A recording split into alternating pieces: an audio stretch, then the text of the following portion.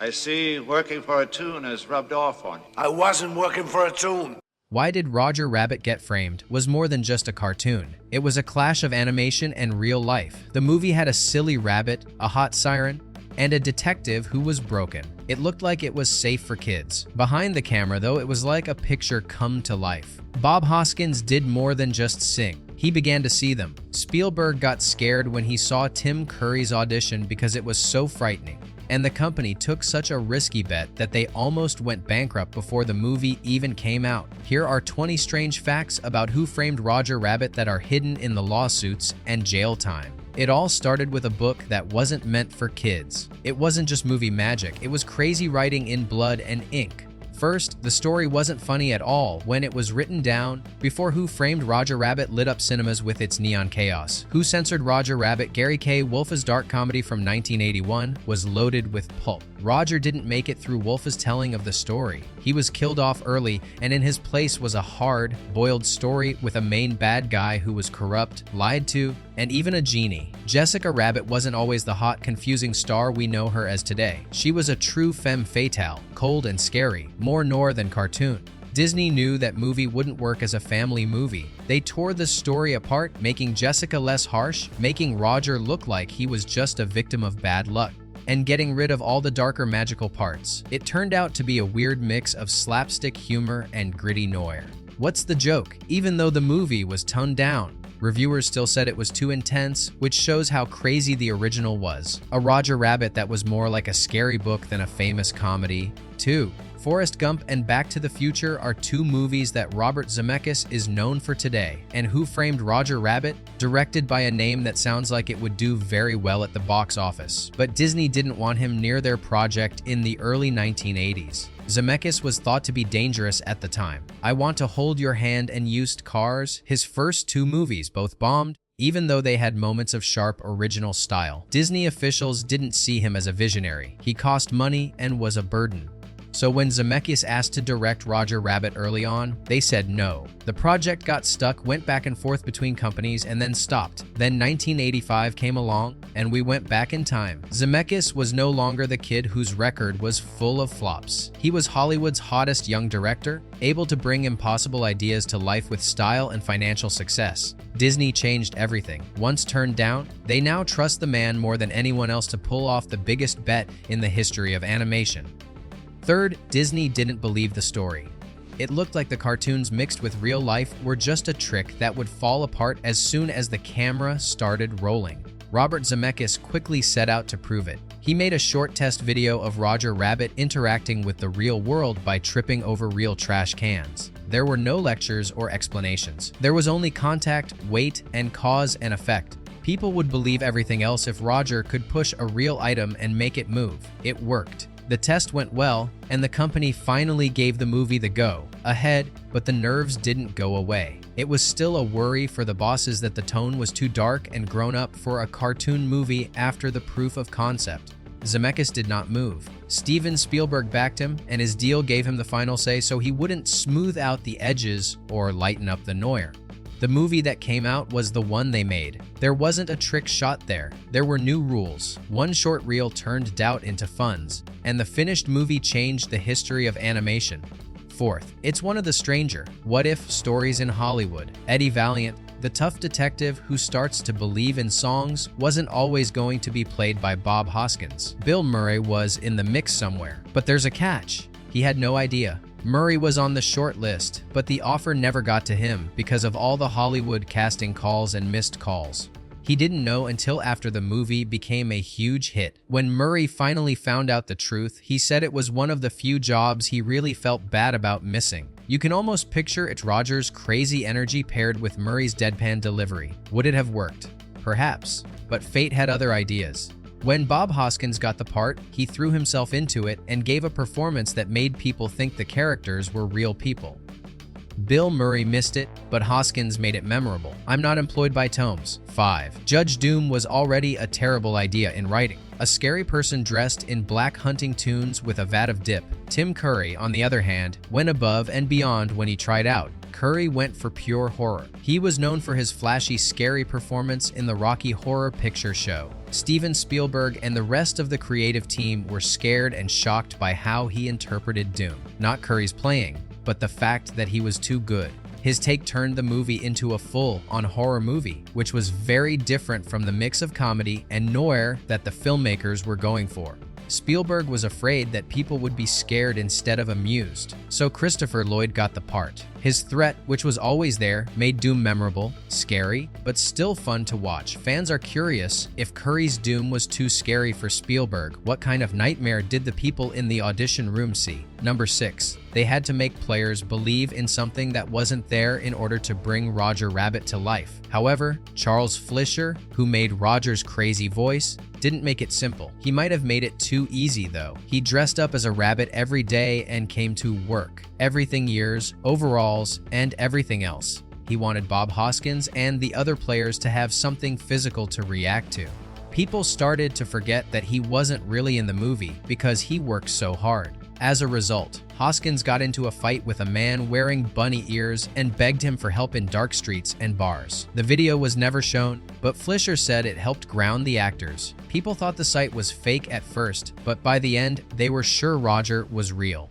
7th, people liked Eddie Valiant as a hard-boiled detective because he was grumpy, smart, and grounded enough to make a world of talking songs seem real. But for Bob Hoskins, it wasn't easy to play him. He almost lost his job. Hoskins had worked with actors, sets, and real action his whole career. All of a sudden, he was told to carry a whole movie across the stage. Nothing. He had to talk, argue, and act like people who weren't there for 8 long months of filming. Animators would later add them in. For that kind of performance, artists had to use their imaginations in ways that few had ever been asked to do. To keep the lie going, Hoskins threw himself into the crazy stuff. He looked at his daughter's toys, practiced touching things that weren't there, and practiced Eileen so he could see Roger Rabbit standing where no one else could.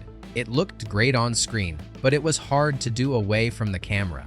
Hoskins later admitted that the lines in his thoughts started to get fuzzy. He had been pretending to talk to pictures for months before he started to see them for real. He was sure Roger was in the room if he looked across it. He revealed that he had seen people walking next to him in his dreams. In the end, doctors said it was a weak case of psychosis caused by being too tired and working too much. The irony was both painful and sweet for the Hoskins kids. They could watch Roger Rabbit as their first movie together. It was the part that made him proud and almost broke him. People who feel amazed by the magic of Who Framed Roger Rabbit often point the finger at the artists, directors, and technical tricks. But the truth is that none of it would have worked if Hoskins hadn't lost himself so much. He believed the trick until it almost broke his mind, so it felt real. Number 8. Even though Roger Rabbit had a lot of funny parts, not all of them made it to screens. One cutscene was so gross that Disney quickly forgot about it. Eddie Valiant is caught by Judge Doom's weasels, but instead of just beating him up, they put a cartoon pig's head on him, which turns Hoskins into a cross between a person and a cartoon. The result was very scary. Animators used a mix of real-life makeup and grotesque pig features to make a nightmare image that was somewhere between comedy and body horror. When test groups saw it, they were shocked right away. Surprise, confusion, and even disgust. It was never funny enough for Spielberg and Zemeckis to get their goal. Instead, watchers turned away. The leaders of Disney didn't think twice. The scene was cut, the reels were put away, and Eddie's shame was taken out of the final cut. There is only rough video and storyboards left, which can be found in behind-the-scenes features. Just when you thought the movie wasn't going to go too far between family fun and dark noir, the pig head scene proved them right, and Disney thought it was too far. It's a trick that most animated movies use to keep the camera still. That way, just one frame needs to match up with the drawing. However, Spielberg and Zemeckis refused to skimp. In Roger Rabbit, every shot had to move, tilt, pan, and track. The camera moved through Toontown like a real person. It was terrible for the artists. For each frame, I had to redo Roger, Jessica, or Baby Herman from different angles and make sure that the shadows, reflections, and props matched the real world. It was very hard, back-breaking work. The group thought it was impossible at times. The budget grew, the plan got longer, and tempers flared. But the risk paid off when the movie came out in cinemas. People didn't just see a picture that was stuck on film. It looked so real when they saw toons living in our world. The people who made it almost went bankrupt. Does anyone know you're here? No one. Not a life like, who? So, you see, I'm telling you! Number 10. There was a courtroom fight written into every frame of what looked like pure cartoon chaos on screen. Warner Bros. Didn't believe Disney for a second, and Disney wasn't going to back down. It was clear from the lawyers. Mice and Bugs Bunny had to show up together. Donald and Daffy had to fight like partners. It was impossible to say which song was bigger, smarter, or funnier than the other. Because of this, Mickey never floats down without Bugs. One of them has a parachute, and why Daffy's piano fight is always the exact same as Donald's. It wasn't just for fun. It was okay. The deal would have been broken if a studio star got even one more joke. Animators said it was like being able to balance knives. Every joke had to be fair. Every frame looked at closely, not just by artists, but also by judges with stopwatches. But out of that tension came something very important. When these two great animation stars shared the same screen, they got into a fight that wasn't just for fun, but also for company pride. Like Roger, I'm just a player in this. Could you help me find him? I'll pay whatever price you set. I'm sure you would. Number 11. If Mickey and Bugs' contracts were hard, just think about what happened when the companies tried to make them even bigger. Stan Lee, Superman, and even Casper the Friendly Ghost had cameos drawn by storyboard artists. Full scenes were being planned out and contracts were being talked about. For a moment, it looked like all the biggest cartoon characters in history were going to meet. Then the truth hit. At the last minute, talks about licensing fell through. There are too many companies, lawyers, and egos. The dream crossover went away. What we got was really cool. What did we almost get? A cartoon Avengers from many years before Marvel. Do not rot your number 12. It's hard to believe that Who Framed Roger Rabbit wasn't always known by that name. Disney thought of a bunch of really weird names early on in the process of making the movie. These names could have ruined the whole thing before it even started. There were drafts with names like Trouble in Toontown, A Murder in Toontown, and Eddie Goes to Toontown. Dead Toons Don't Pay Bills is one of the least pleasant options. The executives argued about tone. Should it sound like a thriller, a comedy, or a story for kids? What was wrong was that the movie was all three. There were too many names to choose from. Finally, the easiest answer was put forward: Who Framed Roger Rabbit? It was a clean, catchy question that got people interested before the first scene even started. The choice saved the movie's identity, because Eddie may have solved Roger's case, but what's really interesting is how close we got to making a movie called Dead Toons Don't Pay Bills. 13. It took more than drawing to make pictures relate to real life. It was about using old-fashioned magic to trick the eye. It wasn't just animation when Roger picked up a plate, broke a glass, or smashed a chair. It was puppeteers squatting off camera and pulling wires, throwing props, or dropping things into the frame. Then the animators had to make sure that Roger's moves went perfectly with the footage of the chaos. It was a second too late, and the dream was broken. The gag looked fake because it was off by 1 centimeter. It was hard work that didn't get any thanks. Practical effects with the accuracy of hand-drawn work. But the end result, people didn't think twice about it at all. They gasped and laughed.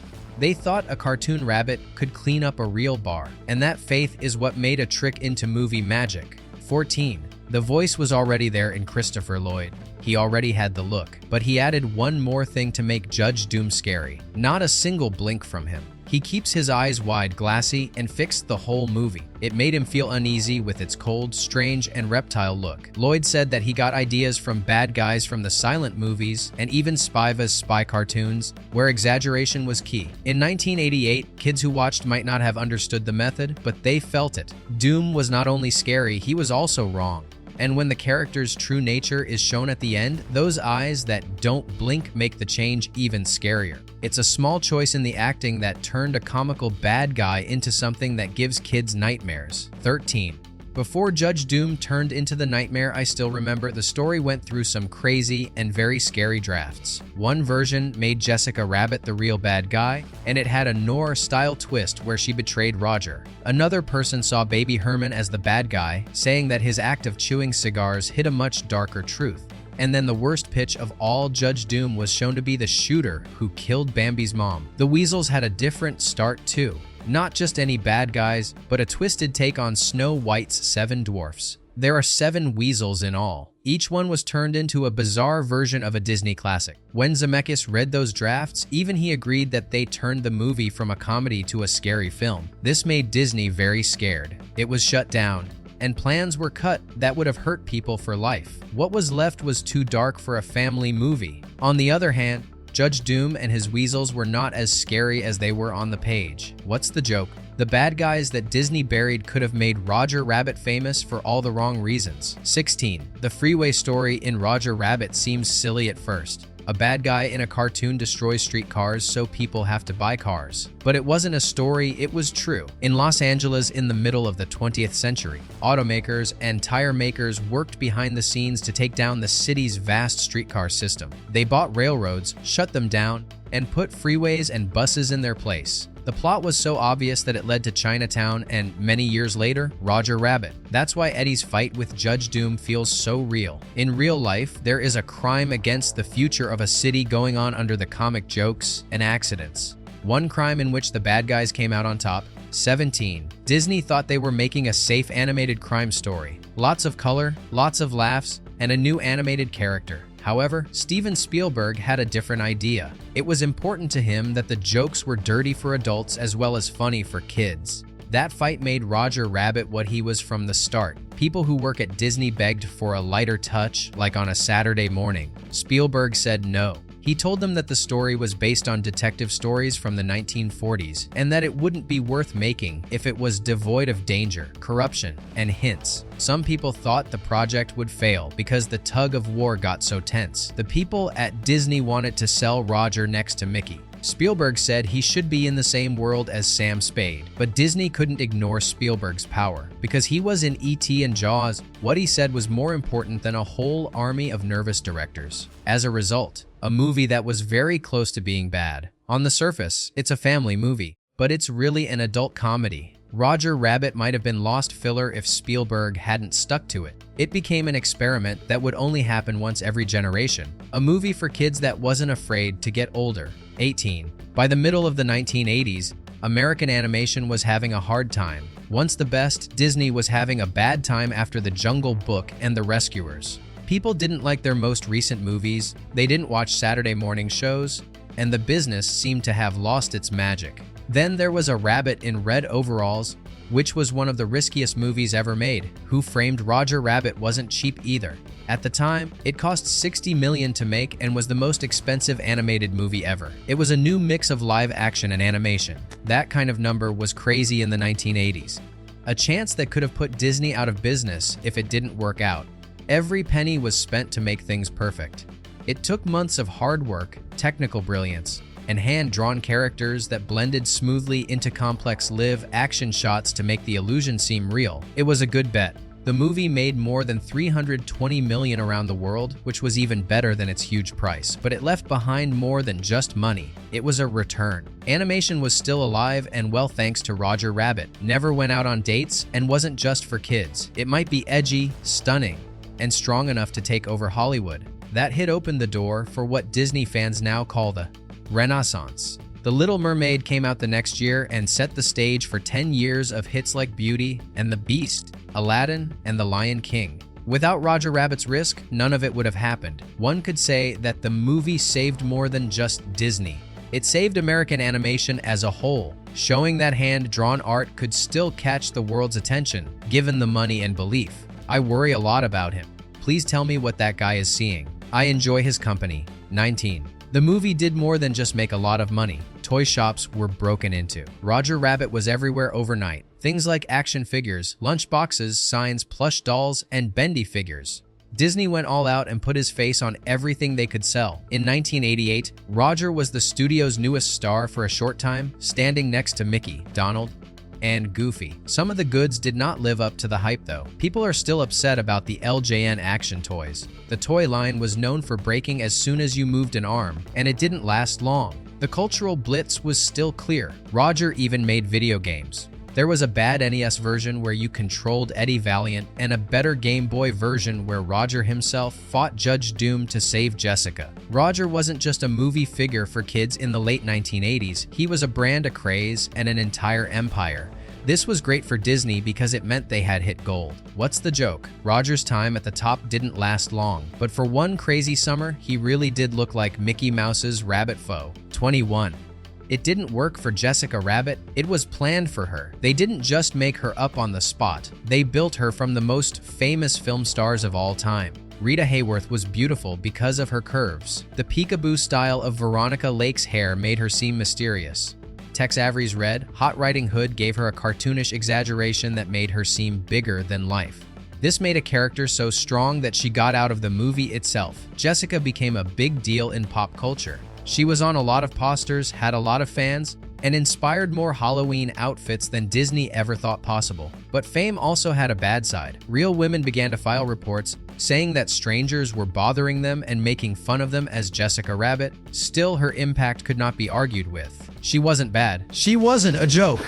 She will be remembered. Proof that a figure that is meant to be a parody can sometimes last longer than the thing it was making fun of. Being a woman is very hard. Being a man is really hard. When you look at a woman the way you do, I'm not bad, that's just how I feel. Extra fact. When Roger Rabbit broke box office records, Disney saw money signs. They started making plans for theme park rides and Saturday morning cartoons, and their marketing business came to life. Roger was almost set to become Disney's next mascot, joining Mickey and Donald for a short time. But there was something wrong. Steven Spielberg owned half of the rights through Amblin. When his relationship with Disney got bad in the early 1990s, the brakes were put on. The rides were put on hold. The movies were slowed down, and Roger slowly faded away from Disney's plans. What's the joke? The rabbit who saved animation and showed that cartoons could still make a lot of money was buried in secret by the company that saved them. People still wonder what might have happened if Roger had become a real Disney family member. In Who Framed Roger Rabbit, there was more than just a movie. There was also a risk that changed the rules. No one thought it would be possible to mix pictures and real life so well. It made Disney go deeper and weird than they had ever been. It also told Hollywood that animation wasn't something from the past, it was what the future held. It was more than laughs that Roger, Jessica, Eddie, and Doom left behind. They left behind risk and profit. Let me know if this one ever made you think a rabbit and a detective could be on the same screen. The next movie we should bring to life is your choice. Because Roger Rabbit wasn't just caught, he was done away with for good.